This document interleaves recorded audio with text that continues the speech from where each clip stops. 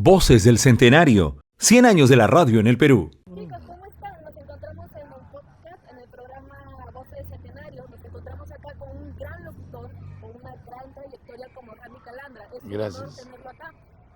Como bien saben, Randy Calandra ha sido un personaje muy famoso de nuestro querido Perú, quien ha ganado un premio Guinness.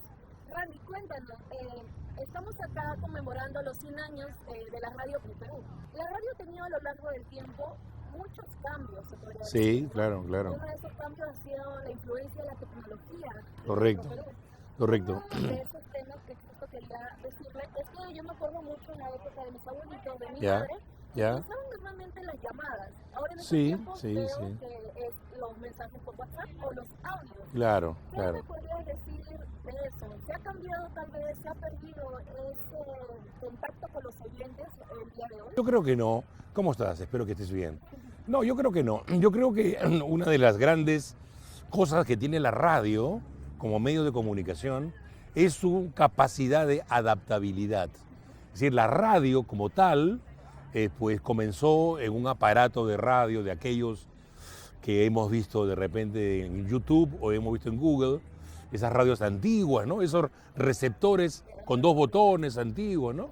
Y que paulatinamente, tras el transcurso de los años y el avance de la tecnología, nos encontramos ahora pues con radios pequeñitas que cuelgan del pecho, ¿no? Una radio pequeñita, o la radio que está en el auto, o la radio que está en el teléfono, ¿no? Entonces, a eso me refiero, que lo bueno de la radio es que se ha podido adaptar a los tiempos.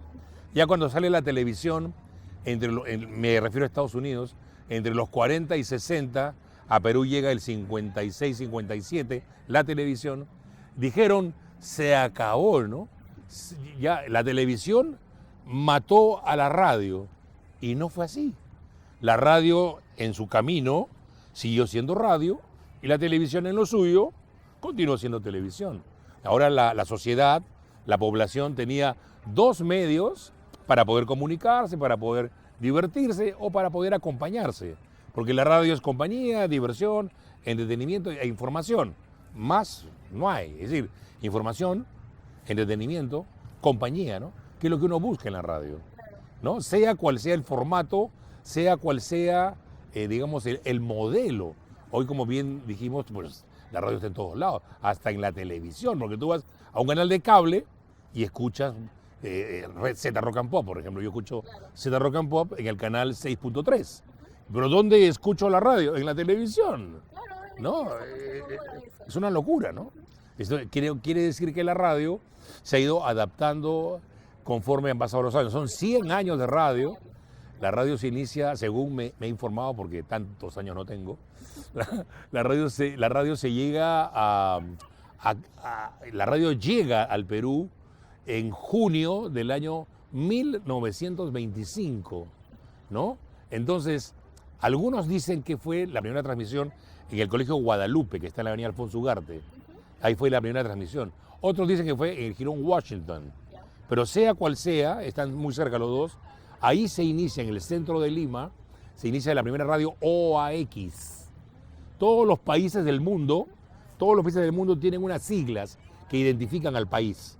En el caso del Perú, se identificó con OAX. Así se mantuvo hasta el año 37, en que ya aparece Radio Nacional del Perú.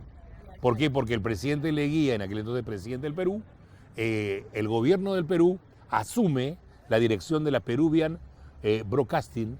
Entonces, ¿qué pasa? Ellos, entre comillas, compran ese medio, compran esa compañía, y el gobierno peruano asume la dirección, la ejecución y la producción de Radio Nacional, te repito, año 1937, ¿no? Entonces, como radio conocidas de ahora, podríamos decir 1937. Pero como primera transmisión de radio, que se pasó música, se pasó poemas, se pasó algo lírico, fue el año 25, es decir, hace 100 años. Impresionante, ¿no? Impresionante, muy grande, como usted dice, ¿no? Sí. ¿Qué significa para usted estos 100 años de la radio peruana en estos tiempos? Para un hombre que ha tenido tanta trayectoria en la radio como usted, ¿qué significa para usted? No, es muy emocionante, ¿no? saber que de esos 100 años, 46, porque cumplo 46 años en los medios, en diciembre, casi la mitad, ¿no? Gracias, casi la mitad de lo que significa la presencia de la radio en el Perú, los he pasado, los he podido vivir, ¿no? Los he podido experimentar, nadie me lo ha contado, ¿no?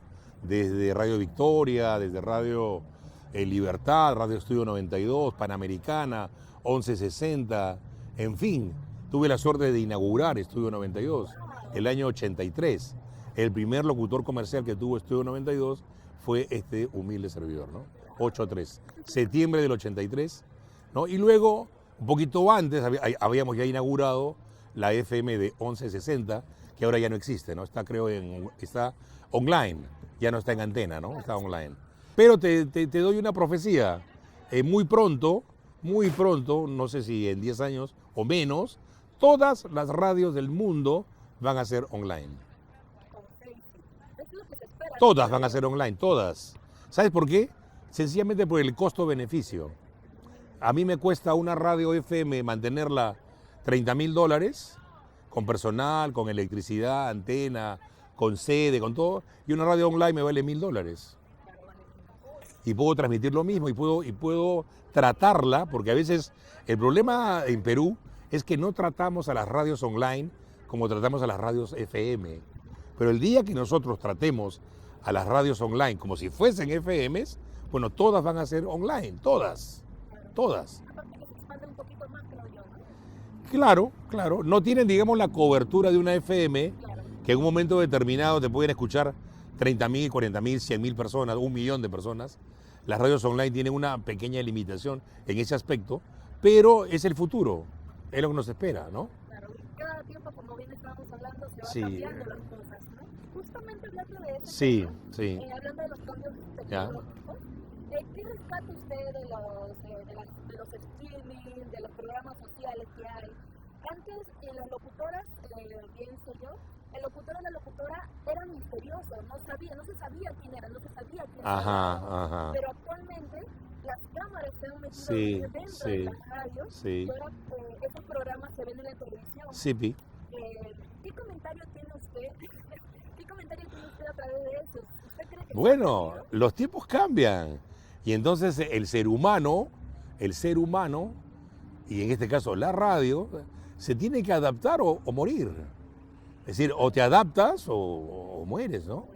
Así que tienes que adaptarte. Y la radio, bueno, como te dije al comienzo de nuestra conversación, ha tenido la inteligencia de adaptarse a los cambios tecnológicos, ¿no? Entonces, me parece muy bien, por ejemplo, un podcast fantástico, ¿no? Me parece fantástico. Me parece todo lo que es vía streaming, me parece fantástico, está muy bien. Pero, como te digo, lo que va a primar en el futuro es el asunto costo-beneficio. Yo gasto tanto y gano tanto, entonces, ¿sabes qué? Ya yo no puedo mantener una empresa que estoy casi tas con tas. Es decir, invierto 20,000 y gano 20,000. Entonces, ¿para qué hago eso, no? Entonces, tengo que abaratar costos. Y los podcasts, hablando justamente de los podcasts, Randy, dicen que algunos vienen a ser aislados de la radio, ¿no? Como se dice. ¿Qué tan cierto es, cree usted? ¿Usted quisiera tener uno o le gustaría anotarse a uno quizás? Sí, pronto lo voy a tener, sí. Me lo han dicho muchas veces, pero como soy del viejo cuño, como soy de los antiguos, y a veces me cuesta modernizarme en algunas cosas, como es el caso del podcast, yo sí deseo y sí quiero y sí lo voy a hacer, ¿no? Pero tengo que estar guiado por personas que conozcan bien la tecnología, ¿no? Es un proyecto que ahorita está en pie. Sí. Ahora, lo interesante de esto es que tienes que hacerlo casi como lo hacías en la radio. Por lo menos un podcast cada 2 días o cada 3 días. Claro. Tienes que mantener una constancia de contenidos, ¿no? No se pierde. Claro, porque si lo haces una vez a las 500, ¿no? Tiene que ser constante, ¿no? Claro, tiene que ser constante. Me parece interesante. Eso, aparte de su proyecto que tiene de podcast, ya tiene en mente cómo se puede llamar, quizás. Ya tiene en mente con quién podría realizarlo, porque sabemos que los podcasts no solamente se realizan de uno, sino que varias personas pueden estar dentro de uno. Durante los últimos 46 años tuve la suerte de crear varios programas de entretenimiento. Uno de ellos se llamó Moléculas, en Panamericana. Podría ponerle otra vez Moléculas a uno de mis programas. Otro fue Rocas, rock castellano. Es decir, la gente en los años 80 para atrás no decía yo hablo español.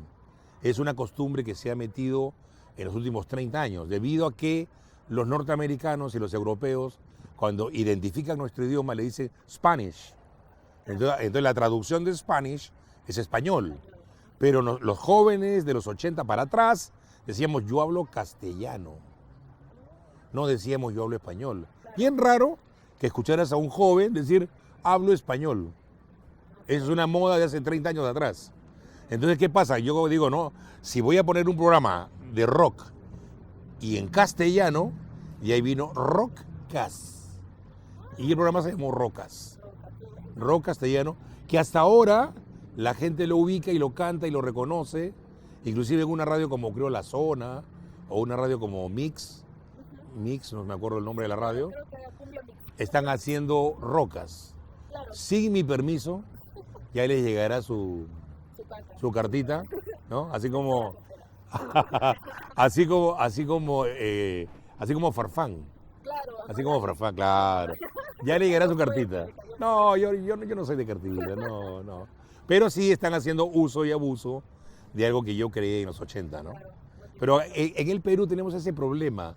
No sé si en todos los sectores, pero en el Perú como que no se respeta la creatividad. Así es. Siempre uno cree que, por ejemplo, usted lo crea, pero no dice que lo ha creado. O sea, uno lo Sí, y lo usa, y lo pone, y le pone el nombre. Hasta las canciones, ¿no? Le cambias de letra y listo, ¿no? yo la creé. Sí, no, y así no es. Siento que eso pierde como que creatividad, ¿no? Es que habría que pagar derechos. Claro.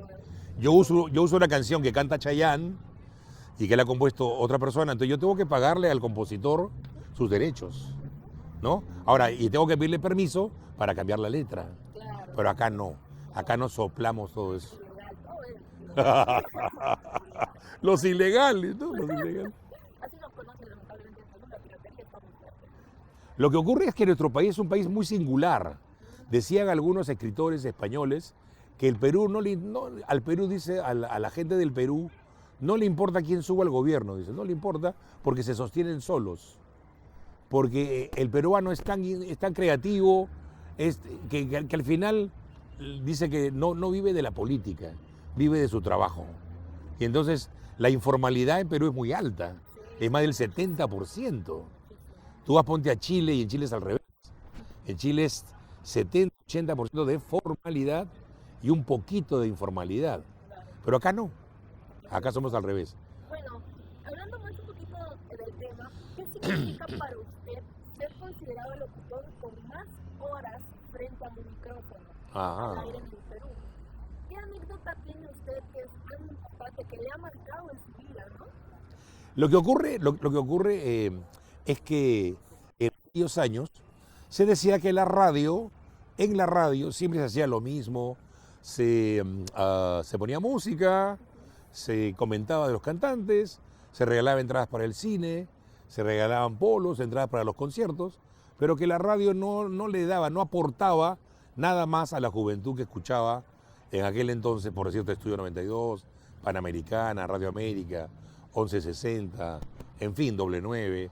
Entonces hubo una crítica de parte de algunas periodistas, me acuerdo de Carolina Aramburu, de un magazine, de un periódico de aquel entonces, y que decía, ¿cuándo la radio hará algo nuevo, no? Y entonces fue fuerte la crítica. Y entonces nos pusimos en la oficina a hablar con el programador, oye, ¿qué algo nuevo podemos hacer? Y ahí fue que yo había narrado una noticia de un locutor de República Dominicana que había hecho 72 horas al aire sin dormir. 72 horas son 3 días. Y entonces el programador dijo, oye, Randy, porque a mí me decían el loco, Randy, el loco, lo puede hacer. Y entonces encaminamos a hacer un programa ómnibus que tuviera comienzo, no sabíamos en qué momento iba a terminar, ¿no? Entonces yo tuve la suerte de hacer 96 horas, 15 minutos sin dormir. Ya estaba a punto de... Bueno, al segundo día ya me estaba desmayando, ¿no? Porque es bravo. Estar sin dormir no es conveniente. Espero que nadie lo haga, porque no es conveniente. Pero lo hice, salí en ambulancia, salí en la revista Teleguía, que para aquel entonces era como decir Magali TV, ¿no? Claro. La revista Teleguía, a veces sabía todo de todos, de los locutores, de las actrices. La revista Teleguía era como decir el Google. La revista Teleguía era la revista que todo el mundo compraba para saber de locutores, artistas, cantantes, conciertos. Ahora hay un montón de maneras de enterarnos de los conciertos y de los artistas. Y entonces hicimos el récord, 96 horas 15 minutos, y nos convertimos de la noche a la mañana en un locutor muy popular, ¿no?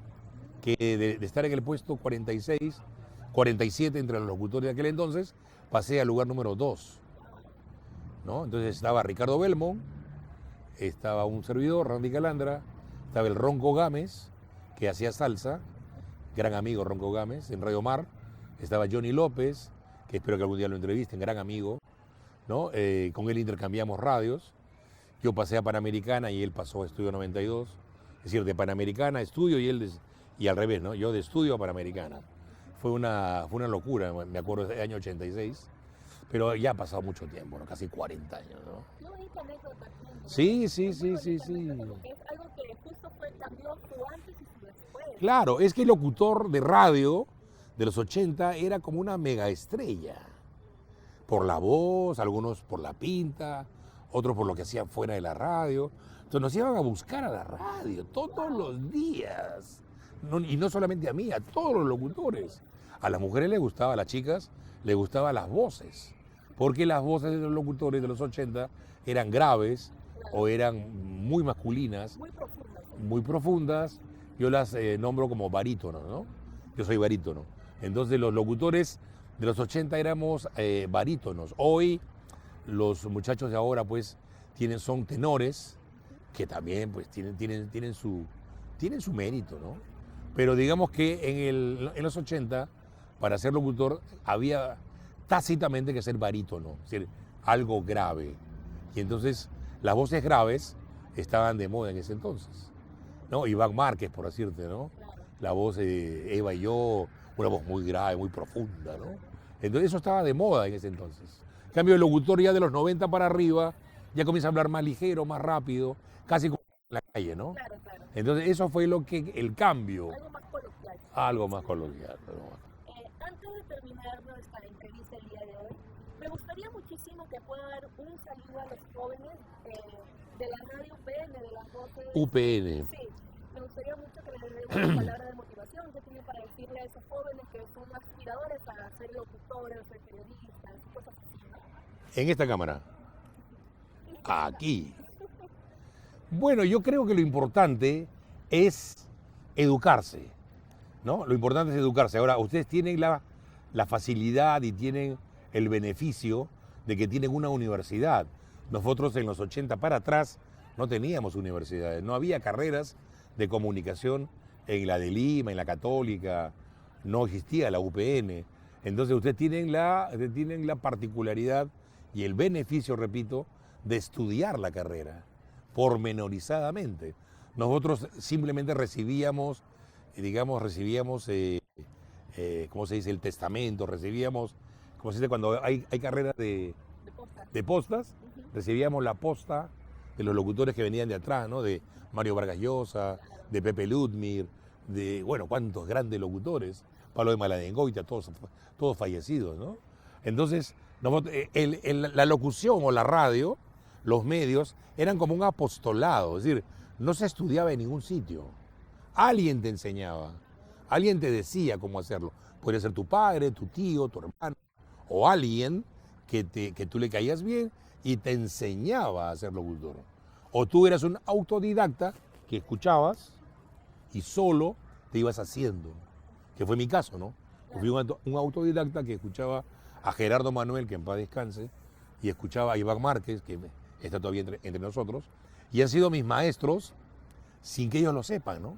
Sin que ellos lo sepan. Entonces yo me fui acomodando al sonido de sus voces para hacer mi propio estilo. Es decir, eso es lo que le recomiendo a los chicos de ahora, tener un estilo propio, tener algo propio, ¿no?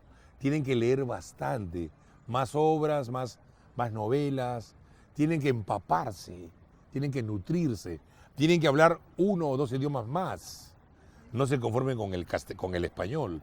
Tienen que hablar más idiomas. Tienen que viajar más. Tienen que conocer más. Guarden su dinero, ahórrenlo para viajar. Los argentinos, por ejemplo, tú donde vas encuentras un argentino. ¿Por qué? Porque ellos su plata se la gastan en viajar. Entonces viajen, conozcan, saquen experiencias de otros países, de otros locutores, de otras radios del mundo. Vivan la experiencia. Eso es lo que yo les recomiendo a un joven de 20, 21, 22 años que se está iniciando en la carrera. Dese un tiempo para leer grandes novelas, leer grandes obras, tiempo para viajar y tiempo también para escucharse, ¿no? No sé si me puedo entender, pero tenemos, repito, conocer un par de idiomas más. Yo hablo un poco de portugués, hablo un poco de inglés y un poco de francés, pero por lo menos conozco la fonética de cada uno de esos idiomas, que me ha ayudado también a que mi manera de hablar sea un poco más internacional, ¿no? Porque eso ayuda, porque en el francés hay sonidos que no hay en el español, en el inglés igual. Entonces, de alguna manera, lo hables bien o lo hables mal, pero incorporas a tu manera de hablar otra manera de vocalizar, otra manera de hablar. Y eso te ayuda a tu idioma, ¿no? Claro, muchísimas gracias. Muchísimas gracias, Randy Calandra, por estar el día de hoy, por permitirme a mí poder entrevistarle. No, Marigato. Muchas gracias. Muchísimas gracias. Ha sido una muy bonita entrevista. Saludos a toda la gente de la UPN, a todos los muchachos, a todas las chicas. Fájense, estudien. Esto lo tienen que vivir como un amor. Así como cuando se enamoran y hacen lo que sea por ese chico, la pasión por la comunicación, la pasión por la locución. Que les vaya muy bien. Se los desea Randy Calandra, un amigo de siempre. Muchísimas gracias. Como decían en los 80, cachete brother.